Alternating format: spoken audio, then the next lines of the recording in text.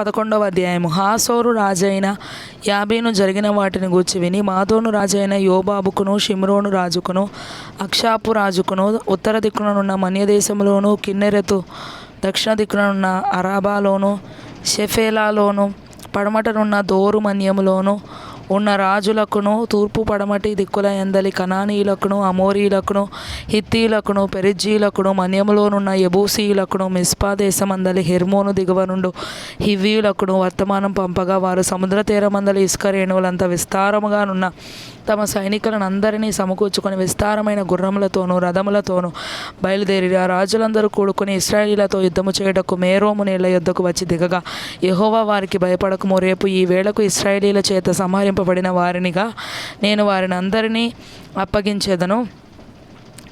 నీవు వారి గుర్రముల గుదికాలి నరమును తెగకోసి వారి రథములను అగ్నిచేత కాల్చుదువని యెహోషువతో సెలవిచ్చెను. కాబట్టి యెహోషువయు అతనితో కూడనున్న యోధులందరూ హఠాత్తుగా మేరోము నీళ్ల యొద్దకు వారి మీదికి వచ్చి వారి మీద పడగా యెహోవా ఇశ్రాయేలీల చేతికి వారిని అప్పగించెను. వీరు వారిని హతము చేసి మహాసీదోను వరకును మిశ్రేపొత్మాయిము వరకును తూర్పు వైపున మిస్పే లోయ వరకును వారిని తరిమి నిశ్శేషముగా చంపిన. యెహోవా యెహోషువతో సెలవిచ్చినట్లు అతడు వారికి చేసెను. అతడు వారి గుర్రముల గుదికాలి నరమును తెగకోసి వారి రథములను అగ్నితో కాల్చివేసెను. ఆ కాలమున యెహోషువ వెనుకకు తిరిగి హాసోరును పట్టుకొని దాని రాజును కత్తివాతను హతము చేసెను.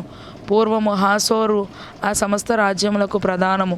ఇశ్రాయేలీయులు దానిలోనున్న ప్రతివారిని కత్తివాతను హతము చేసిరి. ఎవరినూ తప్పించుకొనకుండా యెహోషువ వారిని అందరినీ నిర్మూలము చేసెను. అతడు హాసోరును అగ్నితో కాల్చివేసెను. యెహోషువ ఆ రాజులను అందరినీ హతము చేసి వారి పట్టణములను పట్టుకొని కొల్లబెట్టెను.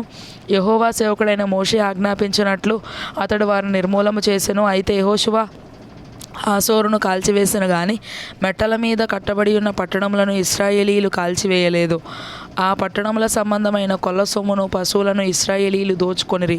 నరులలో ఒకరిని విడవకుండా అందరినీ నశింపజేయు వరకు కత్తివాతను హతము చేయుచూ వచ్చిరి. యెహోవా తన సేవకుడైన మోషేకు ఆజ్ఞాపించినట్లు మోషే యెహోషువకు ఆజ్ఞాపించెను.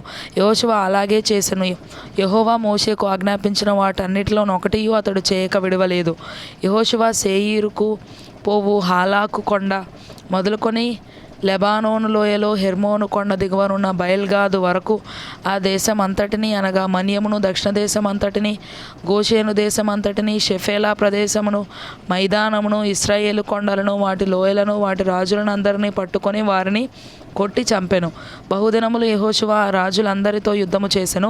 గిబియోను నివాసులైన హివ్వీలు గాక ఇశ్రాయేలీలతో సంధి చేసిన పట్టణము మరి ఏదియూ లేదు. ఆ పట్టణములన్నిటినీ వారు యుద్ధములో పట్టుకొనిరి. వారు నిర్మూలము చేయుడని యెహోవా మోషేకు ఆజ్ఞాపించినట్లు ఇశ్రాయేలీయులు కనికరింపక వారిని నాశనము చేయు నిమిత్తము వారు ఇశ్రాయేలీలతో యుద్ధము చేయుటకు వచ్చునట్లు యెహోవా వారి హృదయములను కఠినపరచి ఉండెను.